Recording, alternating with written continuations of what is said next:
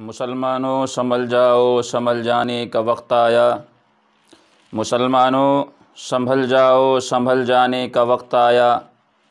بہت سوئے ہو تم، اب ہوش میں آنے کا وقت آیا۔ جلا ڈالی تھی تم نے کشتیاں اندلس کے ساحل پر، جلا ڈالی تھی تم نے کشتیاں اندلس کے ساحل پر۔ مسلمانوں وہی تاریخ دہرانے کا وقت آیا۔ مسلمانوں کی اپنی ایک تاریخ ہے۔ جناب محمد الرسول اللہ صلی اللہ علیہ وسلم کی ذات اقدس سے لے کر سیدنا صدیق اکبر، سیدنا فاروق اعظم، سیدنا علی المرتضیٰ عثمان غنی، اور پھر آدھی دنیا پر، یعنی آدھی دنیا سے زائد حصے پر اسلام کا پرچم لہرانے والے مدبر، سیاستدان، صحابی رسول سیدنا امیر معاویہ رضی اللہ تعالی عنہ، نصف دنیا سے زائد پر انہوں نے حکمرانی کی ہے۔ لیکن آج اگر ہم دیکھتے ہیں دنیا کے ہر حصے کے اندر، دنیا کے ہر کونے کے اندر اگر مظلومیت کی شکار کوئی قوم ہے تو وہ مسلمان قوم ہے۔ مسلمان پر ظلم اور بربریت کے پہاڑ توڑے جا رہے ہیں۔ آج اسپیشل فلسطین کے حوالے سے آپ حضرات کے سامنے کچھ گزارشات پیش کروں گا۔ امت مسلمہ کو یہ بات یاد رکھنی چاہیے کہ فلسطین کے اندر ہونے والا ظلم کشمیر میں ہوئے ظلم کی طرح نہیں ہے۔ برما کے اندر جو ظلم ہوا، فلسطین کے اندر جو ظلم ہو رہا ہے وہ برمے والے ظلم کی طرح نہیں ہے۔ اسی طرح افغانستان کے اندر، لیبیا، شام اور عراق کے اندر مسلمانوں پر جو ظلم کے پہاڑ توڑے گئے ہیں وہ بھی قابل افسوس اور قابل مذمت تھے۔ لیکن یہ بات یاد رکھیے گا کہ فلسطین کے اندر صرف مسلمانوں پہ ظلم نہیں کیا جا رہا، فلسطین کے اندر قبلہ اول بیت المقدس کی وہاں پہ بے حرمتی کی جا رہی ہے، وہاں پہ اسرائیلی فوج جوتوں سمیت اندر داخل ہو رہی ہے، اور مسجد کے اندر مسلمانوں پہ فائرنگ کی جا رہی ہے۔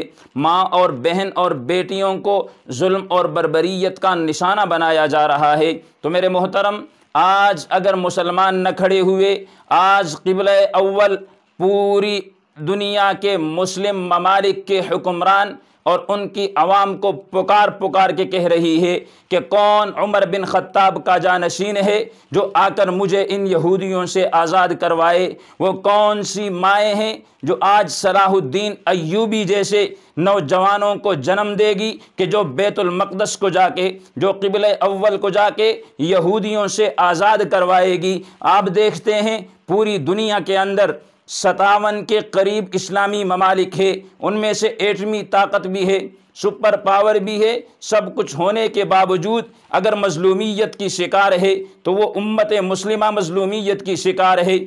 اگر ظلم کیا جا رہا ہے تو مسلمانوں پہ ظلم کیا جا رہا ہے۔ بس مسلمان حکمرانوں نے صرف اور صرف اپنی زبانی بیانات تک اس مسئلے کو محدود کر رکھا ہے، جبکہ اب عملی اقدامات اٹھانے کا وقت ہے۔ تو مسلمان حکمران کو چاہیے کہ وہ قبلہ اول بیت المقدس کی آزادی کے لیے اپنا کردار ادا کریں۔ انہیں یہ یاد رکھنا چاہیے کہ جس حکمران نے بھی دین کے لیے اپنے آپ کو قربان کیا، اپنی سلطنت کو مقدم کیا، تو تاریخ اسلام آپ اٹھا کے دیکھیے، تاریخ کے اوراق نے اسے محفوظ کیا ہے، اسے عزت دی ہے۔ آج صلاح الدین ایوبی کا نام جب آتا ہے تو سارے ادب کے ساتھ اس کا نام لیتے ہیں۔ اس کے اور بھی بڑے کارنامے ہیں، لیکن سب سے بڑا کارنامہ جو صلاح الدین ایوبی کا ہے وہ یہ ہے کہ اس نے بیت المقدس کو یہودیوں سے آزاد کروایا۔ تو ہمیں بھی میرے محترم حکمرانوں کو چاہیے کہ وہ اپنی حیثیت کے مطابق اس کے اندر کردار ادا کرے۔ جیسے ایک مولوی صاحب مسجد میں آئے تو انہوں نے دیکھا کہ گاؤں کا نمبردار ہے، وہ مسجد کے اندر جھاڑو لگا رہا ہے۔ تو مولوی صاحب نے کہا کہ نمبردار صاحب، یہ جھاڑو لگانا آپ کا کام نہیں ہے، آپ کو اللہ نے مال دیا ہے، آپ غریبوں کے اندر مال تقسیم کر کے وہاں سے نیکیاں کمائیں۔